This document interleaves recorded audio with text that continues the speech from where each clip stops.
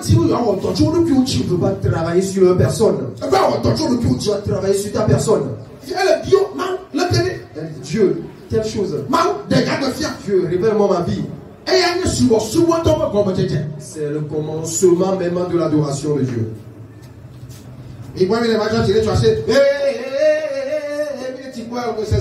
Ouais, on vient à l'église, on chante, on danse, c'est zéro. Bien aimé.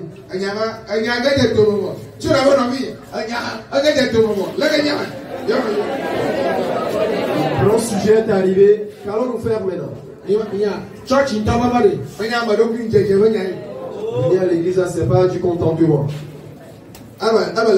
C'est clair. Je viens à l'église et tu fais le pain. La personne déclare qu'elle a prié pour demander la chanson la plus. Elle est tanguée. Quand on danse,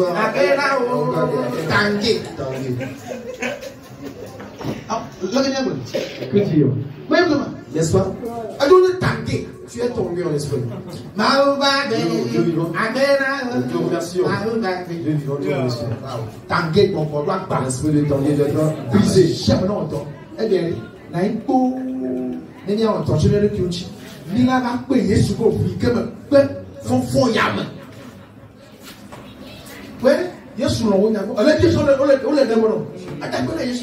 Jésus t'aime, tu demandes ces révélations et Jésus te les accorde.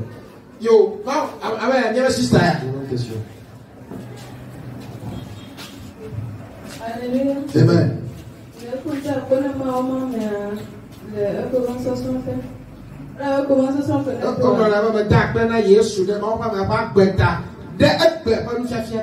Merci Jésus pour la vie de l'homme de Dieu, pour l'enseignement d'aujourd'hui.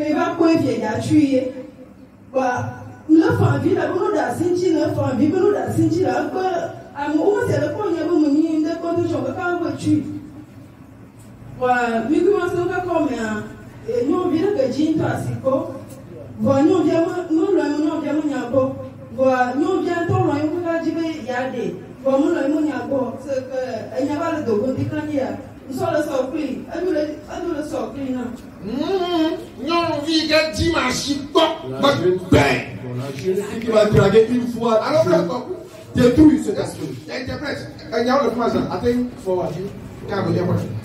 Déjà, je remercie Dieu pour l'enseignement qui est sorti ce matin et aussi pour le ministère que Dieu nous accorde, parce que vraiment Dieu cherche notre salut et que nous gagnons le ciel lorsque nous aurons quitté cette terre.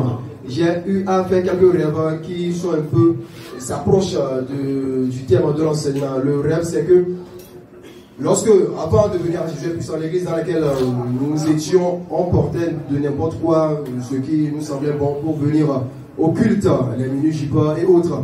Et maintenant, on est à Jésus puissant. Et dans le rêve, je croyais que je suis venu également à Jésus puissant. Dans le rêve, j'avais porté un menu jipa et je me disais dans le rêve, c'est pas possible. Venir à Jésus puissant avec ce type d'habillement, c'est pas possible.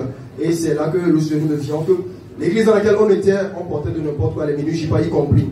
Et je compare cela à l'enseignement qui est sorti. Également, le second avait dit ceci.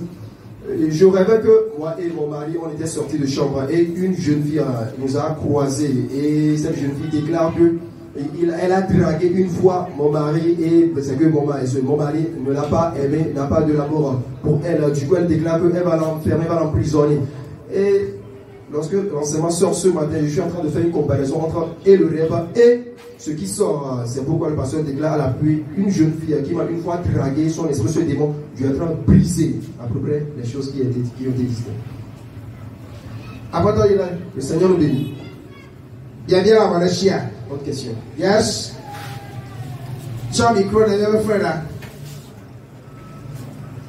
Alléluia. Amen. Il a tapé les mains au lait, le sauce à il est gagné. Et c'est là qu'on a tapé les mains au lait, on va me répéter. Moi, que j'ai toi, que mon nom de climat, il faut faire un peu. Il y a un coup de lait. Un coup de lait, et vous voyez, pas bon. Bon, on va coup de lait. On va voir un plat à y aller une sorte. Non, pas là, on est à toi. À y aller, à toi, vous d'art. Donc, à nous, vous d'art, on va. Elle a un quoi. Elle a la classe. Quoi, elle a un coco. Et ton mère, quoi, tu peux ouvrir au fond, il a un coco. Donc, quand on va quoi, les TikTok, j'ai un métal, il commence à dire aussi, n'est-ce pas, là, non, pas d'ailleurs, on a une remontée de traces. On va pour graver le mail, on va pas là. Donc, on va pas là, mais le qu'on a. Ah, mais on a café d'autres, c'est sur des mois de dames. Quelqu'un va y d'acheter, mon tour, quoi. Il y a quelqu'un qui m'a parlé à quoi. Et a commencé à parler, si soit pour des Tataïens, des Manikabados, des traces en veille, des traces tout dans le dos. Même dans le dos, il va mourir. Il y a un temps où il y avait la climat d'ailleurs, et Panama. Oui, quand on parle, le plat de chaque fois, on va trop à l'os. Grâce à ma cliorée, il y a ma cause. Donc, je me vois, il y a ma vie qui est bloquée, le dos est tourné. Et pour moi, je vais déjà travailler sur le dos. Et la communauté va être le cas d'abord, à l'autre, grâce à venir. Parce que l'autre, il y a son bouddha, et dans le monde, il y a quoi. Non, quoi, on a pour la gotafia. Aya, il n'est pas. Procès, alors quoi, dans ton malade, I'm the trust lemma. Yeah, you and a play. If you are in a child for down for a new. You never mind, you have to pray. But in Baba, go on, Padana, you also damn a fellow trust the damn. Okay, yeah, Tuna, Rast, Baba, Ben, Florida, you know, yeah, I go to Rasta. You know what you do?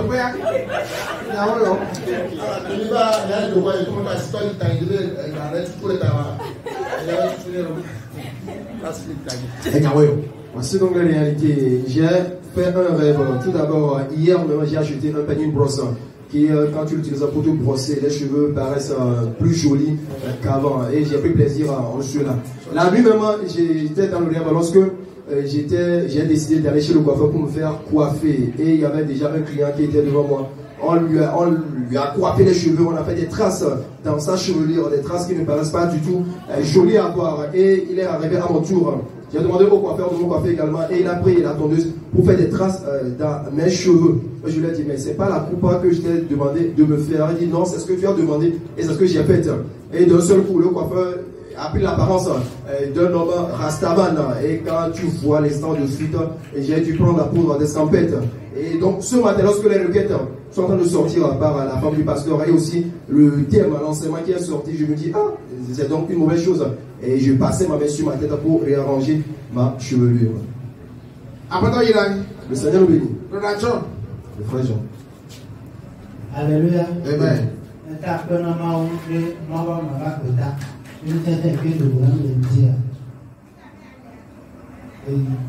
Saya dia macam dalam besar agak inci. Porque yang berlalu, descobrir que não, de sortear uma outra frente, assim Simão já pouco, pelo doutora, que o doutor que me otário, que me otário me enganou. Que o povo de na funa me deu a minha que o ato era o minha que o me deu minha nama. Aqui me dá para isso a isso que vai mandar ver me vai dizer o cacali de jeito les médias comme loi, tu vois, ils diront comme ça en général, il y a un coup de rein, il va tuer là. Et qui va gagner le tour, le tour, va beaucoup. Mais qui me dit que il Amérique ne va ni nous deux la support, ou sur la côte pour la gauche, pour le gars, pour son sort. Qui ne tient pas dit, il y a quelqu'un qui a dit la bonne. Oscar Glen. Very I no man, a one eye. I call no back, the cat give it to Jari. But no, pass on that when you catch you to me. Oh, don't you yet? Oh, my dear, I need Yaquam Tontonio. Video. Remember that you may to come and Camilla or something to have all that. Remember, don't do the sort of opinion. Après que les bonnes ma frère je jouais. Mais où est son boy? Ben la va couper ben mamie va jouer bon. Mamie oh. Où est son boy? Oh, il a pas non le crémer. Ma père. Et quoi? Non nous des bananes les bonnes de ma mais bon, mais des son boy. Car ma cava pas le crémer. Ah maman ouais à l'eau. Les cas gagner ma moro que benyi ka ba benyi hania e we do na ni e wo to ka mo ban to ko dodora bena to ka me no ni pretoni yo de ka ko no mu fo mo do funa ma o do funa me a o do funa no le o do funa no wa to ka me a ko fo no to funa le ni yes je mas fue como de ya no vio cha no se lo vio Calmo, fico do funo no le premier. Fista que ni por la mano, vio. Me le do por la pour ne me kaka ni so ya ma le coup de revenir. Me de non. E di e mo pro de version na da di benani. Be me le nya ko fora de ti ame. Ta ko fo pe ma to kura le mo. Be da di ku no be nya ko fora de ja. Dari kum kaka benani. Oh, e nya ko fo akpo da le de ja me fo. E ko to nti ko na bia de bia. E me ba de le ni na ko fora le. No. E be ni so ko se bo ni ti pa ko benani nu ke me le ti ari. Ma po pata ma nda ko na mo na nya ki ba to kwa e ba to nse mbule di boni me be ma lo do re ti kokore ta nya ni to nse nya me kede ne nya ido ni na ko ma choji ko ma de ya musu ta le ke ba se nu ko mo mu ala on ko na ba se ne ku drebe e du le drebe aba te na ma nya ko le ha ho ro ku ya alors on va donner le drame avant le président attention balé que no on tole mo komea ne le komea on la tubera kama on la tubera après mi avec les deux flancs mi avec les deux flancs attendez qu'on commanda le coup après parce que me sana yi dadi yo tutu banse le cas me mal ko ba ba tabi ani ku ya trea ye me sana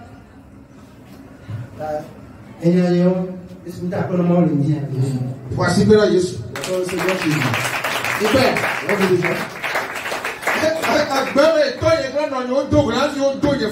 Est-ce dans la foi que mes parents se sont collés pour m'engendrer feu sur ce démon? L'église souffre. Que Dieu nous fasse grâce. Un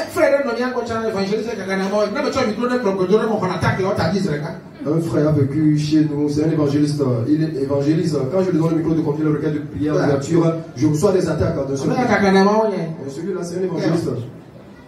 pour un composé